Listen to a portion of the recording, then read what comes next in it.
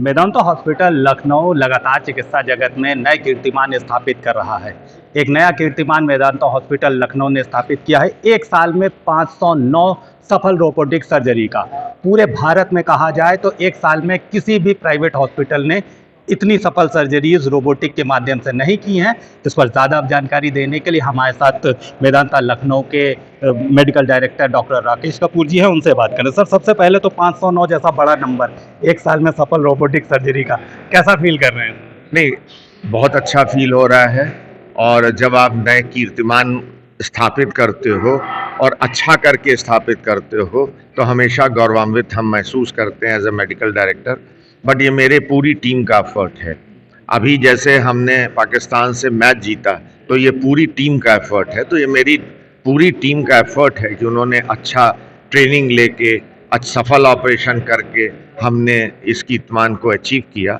हम लोगों का कभी भी ध्येय कीर्तिमान स्थापित करना नहीं है। जैसा मैंने कहा, मेरे लिए हर जीवन बचाना सबसे इम्पॉर्टेंट है और वही क्वालिटी हम लोगों का ध्येय है। नंबर हमारा ध्येय नहीं है, लेकिन अच्छी क्वालिटी देने में अगर नंबर भी मिलता है तो हमेशा बहुत अच्छा लगता है। जी सर, आपने मैच की बात करते हुए टीम की बात करी है, तो ये जानना चाहेंगे रोबोटिक सर्जरी में रोबोट टीम मेंबर के रूप में कितना ज़्यादा कारगर साबित होता है? नहीं, बहुत काम करता है। देखिए, जब रोबोट में सबसे पहले डॉकिंग होती है, रोबोट फिट किया जाता है, बोल्ट डाले जाते हैं, तो हमारे पास बहुत एक्सपर्ट टेक्नीशियंस हैं, हमारी पूरी टीम है और सभी का एक इसमें रोल रहता है। जैसे मान लीजिए गायनी का केस हो रहा है तो उसमें साथ में यूरोलॉजिकल प्रॉब्लम भी है, तो हम भी उनके साथ सम्मिलित होते हैं, हम भी उनको हेल्प करते हैं, साथ में हम लोग ऑपरेट करते हैं।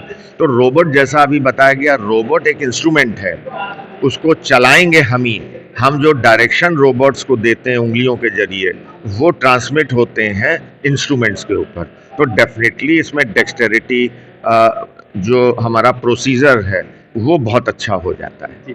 सर, किन किन विभागों में रोबोटिक सर्जरी काफ़ी कारगर साबित हो रही है, बहुत अच्छा उनमें काम हो रहा है? सबसे ज़्यादा नंबर गायनिकोलॉजी है और दुनिया में गायनिकोलॉजी सबसे ज़्यादा है। फिर यूरोलॉजी है, गैस्ट्रो सर्जरी है, एंडोक्राइन एंड ब्रेस्ट सर्जरी है। फिर लिवर ट्रांसप्लांट में हम डोनर हिपेटेक्टमी रोबोट से कर रहे हैं। कार्डियक सर्जरी में रोबोट का बहुत अच्छा यूज़ आ रहा है और पीडियाट्रिक सर्जरी में भी ये बहुत यूज़फुल है। तो प्रैक्टिकली सभी डिपार्टमेंट्स में अब धीरे धीरे रोबोट का यूज़ बहुत इफेक्टिव यूज़ हो रहा है। सर, डेप्थ सर्जरी की बात करें अगर, जिनमें काफ़ी अंदर तक सर्जरी करनी होती, उनमें रोबोटिक किस प्रकार से मदद करती है? रोबोट का सबसे बड़ा फायदा ये है कि जो कैमरा होता है, इंस्ट्रूमेंट्स होते हैं, वो आप दूर से उनको मैनिपुलेट करते हैं। तो जब हम लेप्रोस्कोपिक सर्जरी करते हैं तो उसमें कैमरे को हमें हाथ से पकड़ना पड़ता है। इसमें रोबोट के जरिए हम एंगल बना के हम रोबोट को जब डायरेक्शन देते हैं तो जैसा आपने स्वयं का, डेप्थ में हमारा बहुत आराम से लेंस चला जाता है, इंस्ट्रूमेंट चले जाते हैं। इंस्ट्रूमेंट्स को हम अपने, जैसे रिस्ट होती है, उसको हम डिफरेंट एंगल्स पे मूव करते हैं, इंस्ट्रूमेंट्स को मूव करते हैं, तो वो ऑपरेशन बहुत आसान हो जाता है, जो लेप्रोस्कोपी विधि में बहुत डिफिकल्ट होता है। सर, एक और चीज़ जानना चाहेंगे कि नॉर्मल सर्जरी में और रोबोटिक सर्जरी में मरीज को कितना फ़ायदा होता है, जैसे कि ब्लड लॉस और रिकवरी में क्या अंतर आता है? नहीं, बहुत अंतर है। जैसे रोबोट में जो विज़न है हमारा, वो 10 गुना है। जैसे मैंने कहा, मूवमेंट्स हमारे जो हैं वो बहुत अचूक होते हैं, तो उसकी वजह से मरीज को दर्द कम होता है पोस्ट ऑप में, क्योंकि इंस्ट्रूमेंट का अंदर मूवमेंट होता है, बाहर नहीं होता है। नॉर्मल लेप्रोस्कोपी में मूवमेंट बाहर से होता है, तो उससे मरीज को दर्द ज़्यादा होता है, क्योंकि हमें बहुत अच्छा दिखाई देता है। ब्लड वेसल्स का कंट्रोल हम बहुत अच्छा कर सकते हैं, तो ब्लड लॉस कम होता है, पेन बहुत कम होता है, फिर बहुत ही सटीक ढंग से हम ऑपरेशन कर सकते हैं, तो मरीज की रिकवरी इसमें बहुत फास्ट होती है। सर, दा विंची एक्सआई को लाए हुए काफ़ी समय हो गया, काफ़ी समय से मेदांता लखनऊ में वो यूज़ हो रहा है। क्या नया लेकर के आ रहे हैं रोबोटिक में, क्या नया आने वाला है? नहीं, जैसे अब अगर आप देखें, हमारा नया जो हमने आयाम जोड़ा है वो कार्डियक सर्जरी में अभी जोड़ा है, और बहुत से प्रोसीजर्स नए नए जो पहले हम हिम्मत नहीं कर पाते थे लैब से करने में, वो हम ओपन ही करते थे, वो अब हम सब रोबोटिक से कर रहे हैं।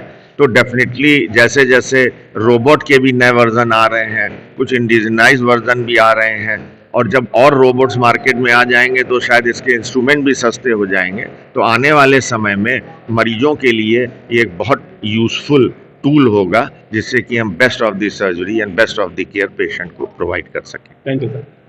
तो हमने बात करी डॉक्टर राकेश कपूर जी से, जो मेडिकल डायरेक्टर हैं मेदांता हॉस्पिटल लखनऊ के। उन्होंने हमसे बात करते हुए बताया कि 509 जैसी बड़ी संख्या एक साल में रोबोटिक सर्जरी के लिए काफ़ी अच्छी है, काफ़ी गौरवान्वित महसूस कर रहे हैं और इस सफलता का श्रेय उन्होंने अपनी पूरी टीम को दिया। मेदांता लखनऊ में लगभग सभी डिपार्टमेंट्स में रोबोटिक सर्जरी का अब प्रयोग हो रहा है, चाहे वो गायनेकोलॉजी हो या वो ट्रांसप्लांट करना हो, सभी में रोबोटिक सर्जरी इस्तेमाल की जा रही। रोबोटिक सर्जरी का सबसे बड़ा फ़ायदा ये होता है कि पेशेंट में कम ब्लड लॉस होता है और इसकी रिकवरी काफ़ी तेज़ होती है। तो मरीज़ों के लिए ये टेक्नोलॉजी काफ़ी अच्छी साबित हो रही है और मरीज़ों को इससे काफ़ी फ़ायदा मिल रहा है। वीडियो जर्नलिस्ट अखिलेश सिंह के साथ संतोष कुमार, भूमि टीवी, लखनऊ।